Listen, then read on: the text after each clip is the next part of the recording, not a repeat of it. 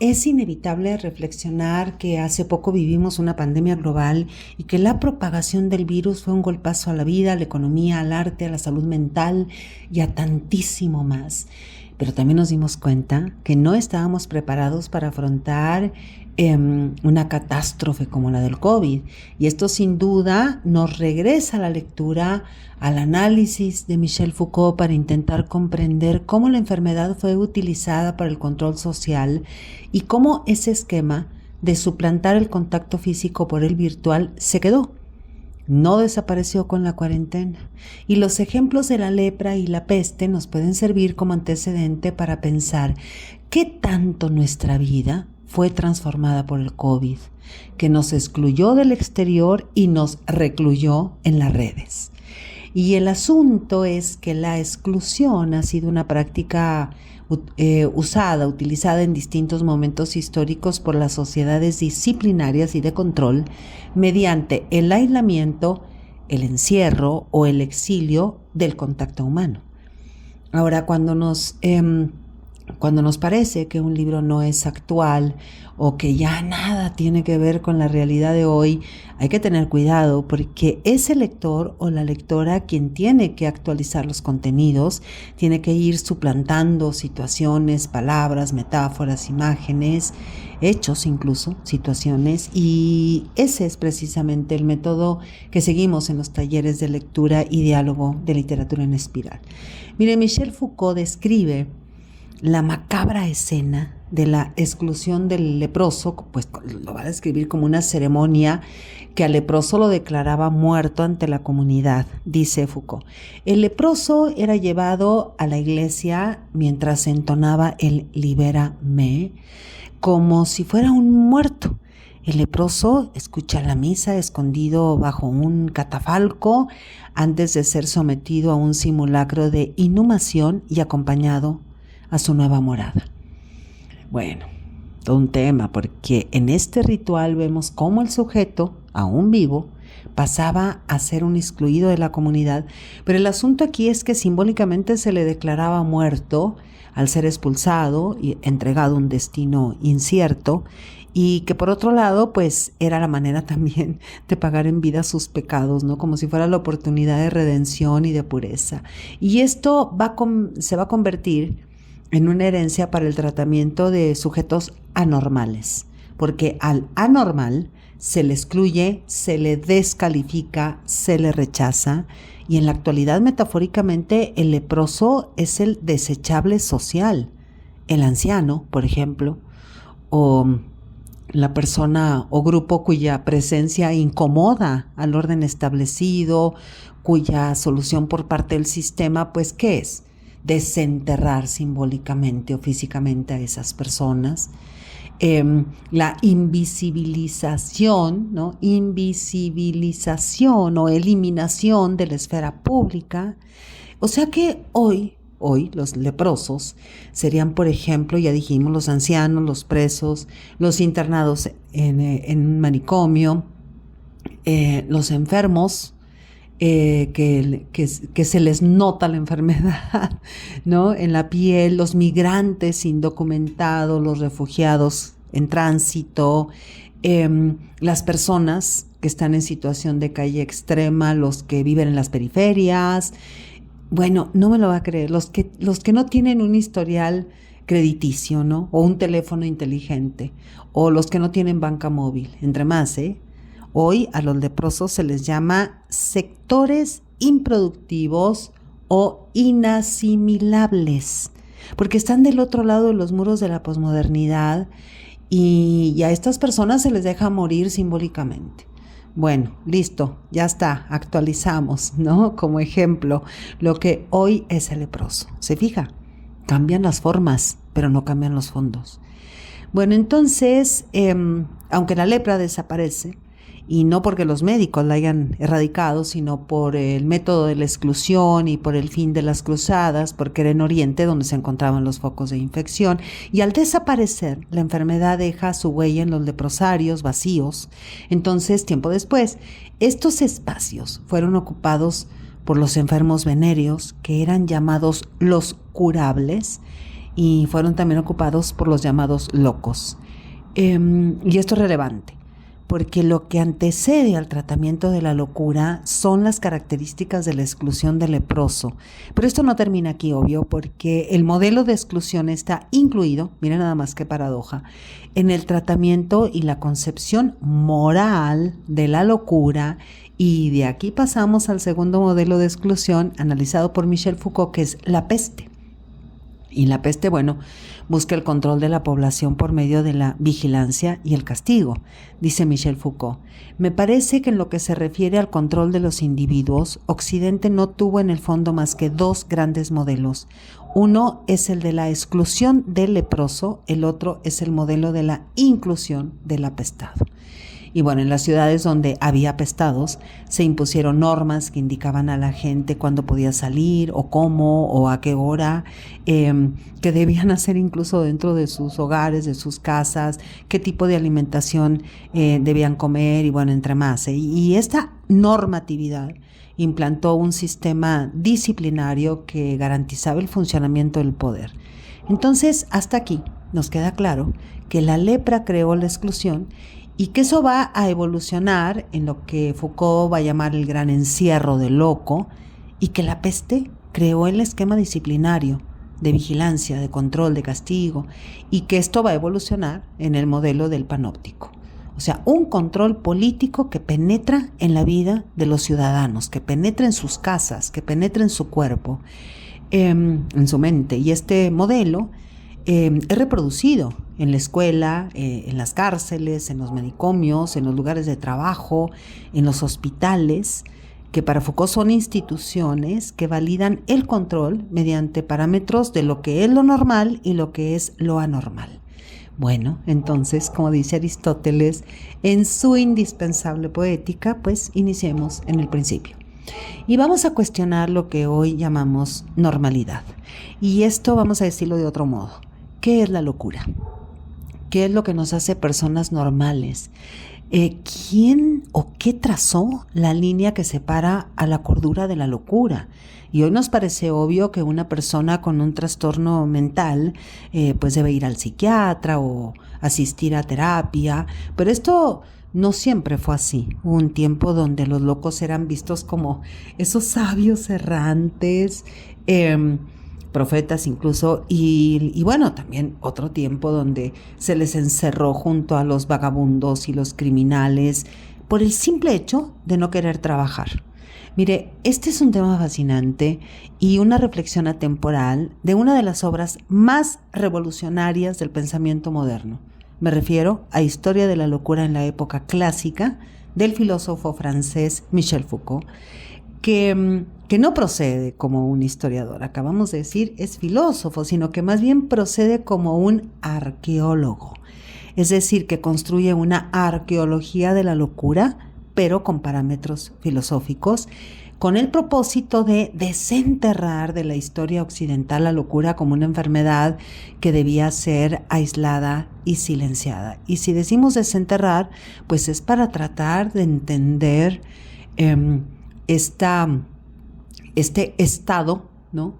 El estado de gracia en primer lugar, ¿no? Del profeta, del loco, ¿no? De que era visto con respeto incluso hasta el día de hoy, la enfermedad mental, ¿no? Bueno, aislada y silenciada. Y lo primero que nos dice Michel Foucault es que la locura no tiene una esencia fija, que sus parámetros cambian según la época, como lo vemos hoy, que los grados incluso del miedo hacia la locura se modifican. Nos da miedo volvernos locos, nos da miedo enloquecer, pero también nos da miedo el loco.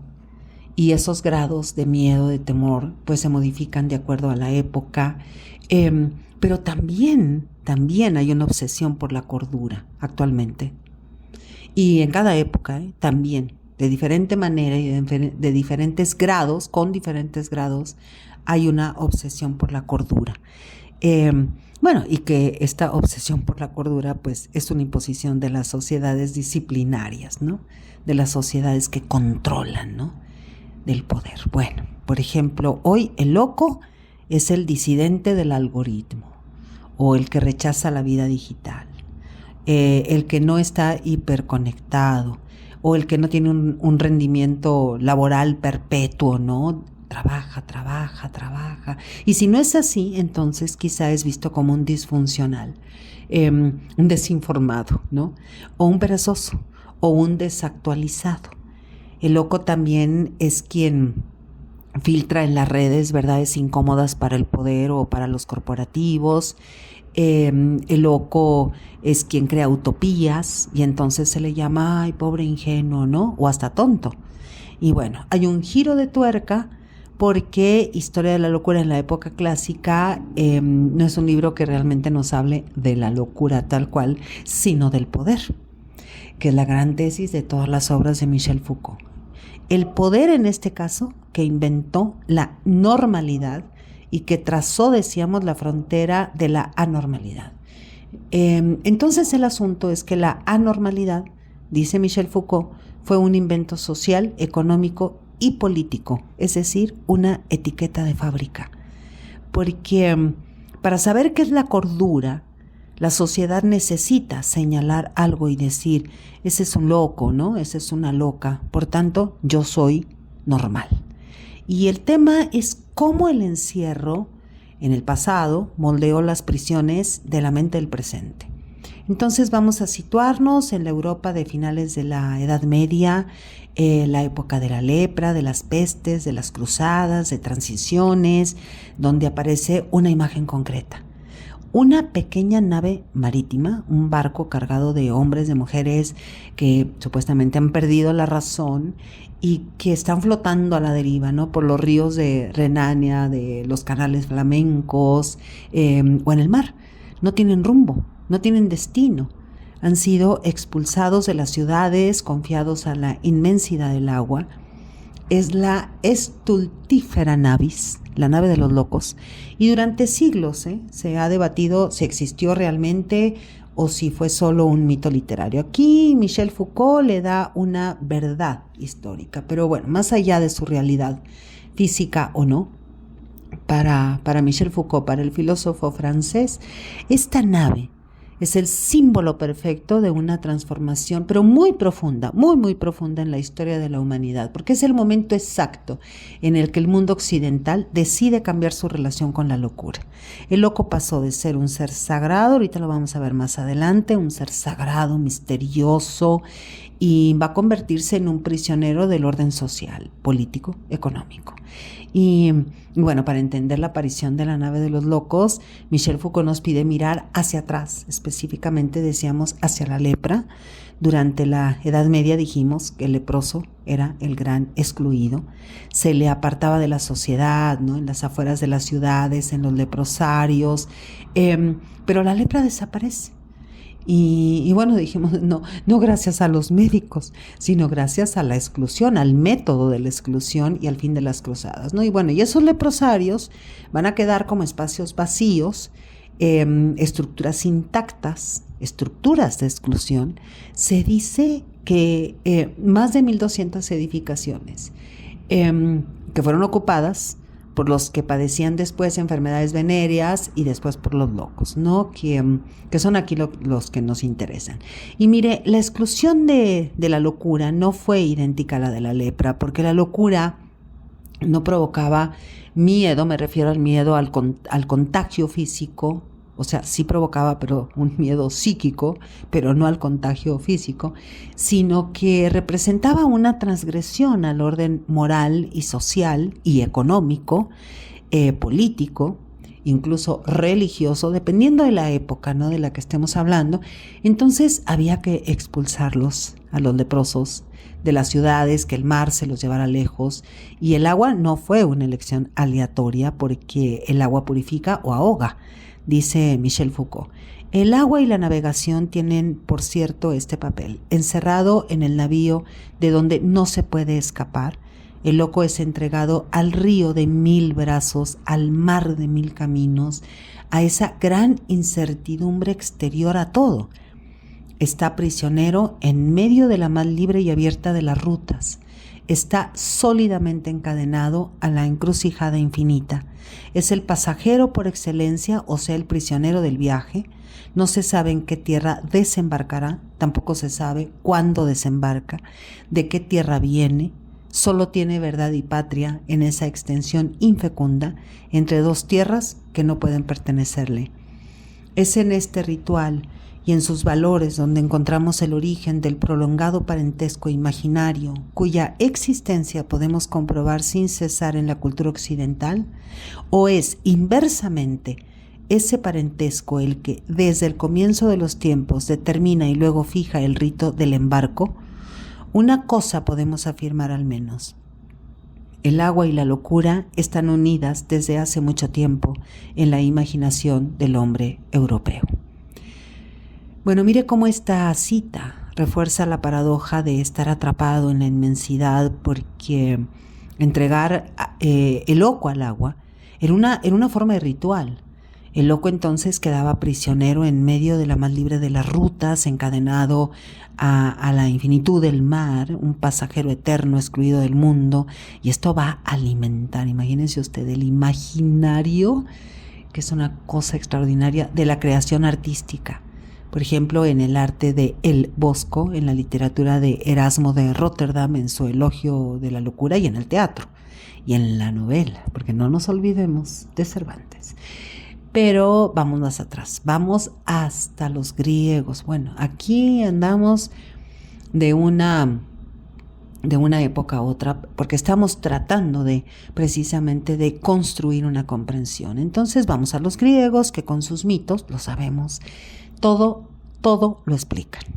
Y bueno, manía era la personificación de la locura o el frenesí, o sea que representaba la pérdida de control, la irracionalidad, que eran aspectos temidos, pero también muy respetados dentro de la antigua cultura griega, que ya lo sabemos, ¿no? Es una cultura que valoraba mucho la mesura, el autocontrol, la racionalidad, y manía era a menudo, ¿no? Estaba asociada con manie, a menudo asociada con los o las maníes, que eran figuras femeninas como demoníacas que iban acompañando a las erinias, a las furias, que son las diosas de la venganza, y las maníes eran consideradas portadoras del caos emocional y mental, porque era una forma de castigar a aquellos que de algún modo caían en la insensatez, es decir, en el exceso, o que cometían crímenes atroces, especialmente los crímenes relacionados con la familia, que los griegos le llamaban crímenes de sangre, como el parricidio o el matricidio. Y entonces, bueno, manía encarna el temor a la locura también como una fuerza destructiva que arrastraba, ¿no?, a los individuos, pero también a comunidades enteras, hacia el caos, hacia la destrucción, autodestrucción, porque era una fuerza desatada por los dioses como castigo por alguna transgresión muy grave, ¿no? Por ejemplo, la locura de Heracles, que mata a sus hijos, la locura de Áyax el Grande, que se suicida, pero también hay una locura sagrada. Nos referimos a la locura del éxtasis de las Ménades o Bacantes, o la locura de las pitonisas. Y bueno, esta es una locura profética que permitía la conexión con los dioses. Entonces, mire, en la tradición de la antigua Grecia, Platón, el filósofo Platón, identifica 4 tipos de locura. Esto usted lo puede encontrar en el diálogo de Fedro. Y la locura que es divina para Platón, es llamada por Platón teia manía, teia de divina manía, donde en este diálogo de Sócrates y Fedro, el diálogo se ha titulado como Fedro, dice, ¿no?, que el primer tipo de locura es la locura profética o mántica, que es provocada por Apolo para inspirar a profetas y pitonisas que revelaban el futuro y la voluntad de los dioses. Y el segundo tipo de locura es la locura mística o teléstica, provocada por Dioniso, el dios Dioniso, y que se manifestaba en ritos, ¿no? Y misterios sagrados, ¿no? ¿A través de qué? ¡Qué maravilla! Del éxtasis, porque el éxtasis era una liberación espiritual y por tanto, y también corporal, había mediante el éxtasis una sanación. Y en tercer lugar, bueno, tenemos la locura poética que provocaban las musas y que poseía a los poetas para crear arte y transmitirnos, ¿no? Verdades eternas. Y por último, la locura erótica, provocada por Eros y Afrodita, bueno, es la locura del amor y de la pasión. Bueno, después llega el cristianismo y la locura se va a relacionar con los pecados capitales o monásticos, es decir, la gula, la pereza, la lujuria, entre más, donde todo exceso era una manifestación de la locura. Es decir, que el loco era un pecador que había que purificar por medio del agua. Y el arte convierte la locura en una sátira moral. Y en ese contexto estamos en los siglos XV y XVI, entre el fin de la Edad Media y el Renacimiento. En la literatura y el arte aparece el libro La nave de los locos de Sebastian Brandt en 1494, y en la misma década aparece la pintura, bueno, es creada la pintura de El Bosco, que es La nave de los locos, que son obras, tanto la de Brandt como la de El Bosco, son obras que reflejan el inicio de la segregación social, cuando las ciudades comenzaron a expulsar físicamente a los inadaptados, ¿no? En estos como navíos, barcos a la deriva, y aquí se marca la exclusión del orden racional, ¿no? Es decir, el orden racional excluye a todo aquel que se considera inadaptado. Y dice Michel Foucault, la navis stultífera es, sin duda, una balsa cargada de inquietudes religiosas y morales, pero en la pintura de El Bosco y de Bruegel, de la escuela flamenca, la locura adquiere un estatus diferente. No es solo un vicio humano, sino es una fascinación por el fin del mundo, una revelación de que el orden de las cosas es secretamente devorado por el caos. Mira, esta cita nos ayuda a comprender que la locura no solo era una transgresión moral al orden, y el orden de todo tipo, sino también una transgresión psíquica para el cuerdo, para el normal, dijéramos, porque la imagen de la locura encarnaba las visiones apocalípticas y nadie quería mirar eso. Pero este delirio visual que El Bosco plasma, que son visiones apocalípticas, saltan rápidamente al papel, transformándose en palabras, poemas, obras de teatro, y la literatura de la época entonces va a tomar el relevo de la pintura, pero le da un giro fascinante. Deja de mirar al monstruo exterior para mirar al ser humano y obliga al ser humano a mirarse a sí mismo. Fíjese cómo giró aquí. La literatura le da un giro a la pintura, porque la pintura era mirar al otro como anormal, como inadaptado, como diferente. Llega la literatura y gira entonces, ya no es mirar hacia el exterior, sino ahora la literatura, bueno, ahora y en ese momento y en todos los momentos posibles, nos obliga a mirarnos a nosotros, a nosotras mismas. Bueno, y basta leer las obras de Shakespeare, las de Cervantes, para esclarecer cómo el individuo deja de mirar los desequilibrios del otro, pues para mirar sus propios desequilibrios, ¿no? Bueno, luego la historia da otro giro muy drástico hacia lo que Michel Foucault bautiza como el gran encierro. Entonces, ¿qué cambió? Que nació la modernidad. Eso fue lo que cambió. Es decir, nace la era de la razón. El capitalismo temprano, el surgimiento del Estado, que va a dar mucha importancia al espacio público y que ya no va a tolerar la vagancia y muchísimo menos la ociosidad ni el desorden. Y en el año, que no se nos olvide, 1656, y decimos no lo podemos olvidar, se crea en París el Hospital General. Pero bueno, que no nos confunda el nombre, porque no era una institución médica, era una estructura de orden civil y policíaco, dijéramos, dice Michel Foucault. El siglo XVII ha encerrado a los locos. el día en que los ha internado, ha roto o ha aflojado los lazos que los unían al mundo de la razón.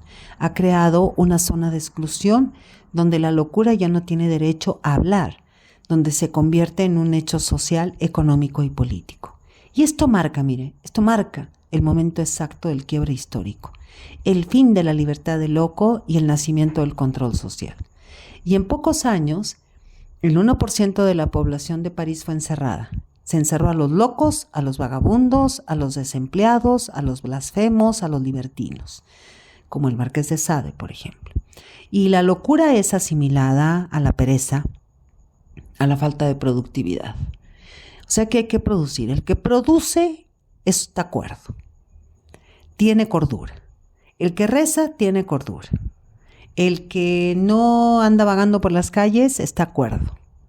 Entonces el loco ya no navega a la deriva por ríos y por mares, sino que ahora está atrapado, está encadenado a los muros de un asilo, ¿no? De esto que se llama el Hospital General.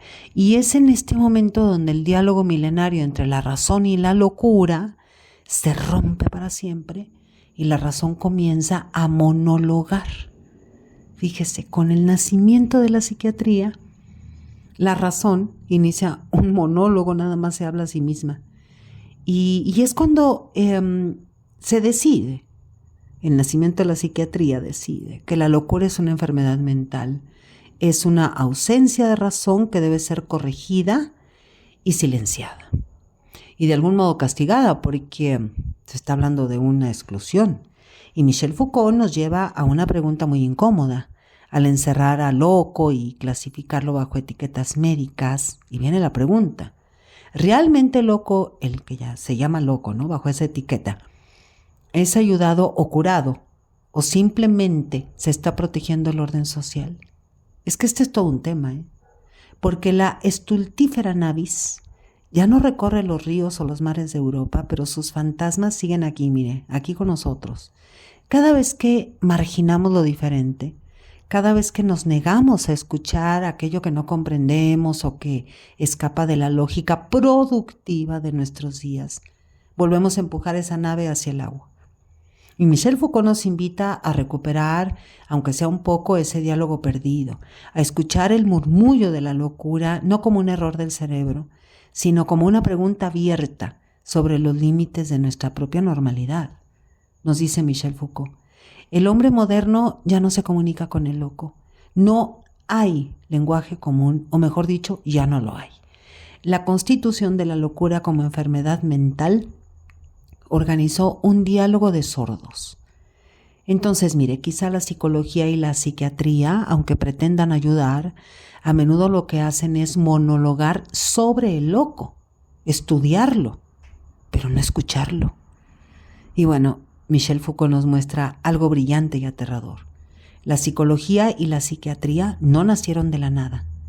Heredaron la exclusión, el miedo y el monólogo de la ciencia. Cambiaron los nombres, cambiaron los uniformes de los guardianes por batas médicas, pero el objetivo siguió siendo el mismo: silenciar al disidente y legitimar la razón. Y hoy deberíamos preguntarnos si durante la pandemia del COVID vivimos un modelo de control psicopolítico que, al fomentar constantemente el miedo, atacó nuestra estabilidad emocional y provocó una buena cantidad de trastornos. Bueno, ¿cómo olvidar esas largas filas para comprar papel sanitario? Dígame usted qué locura.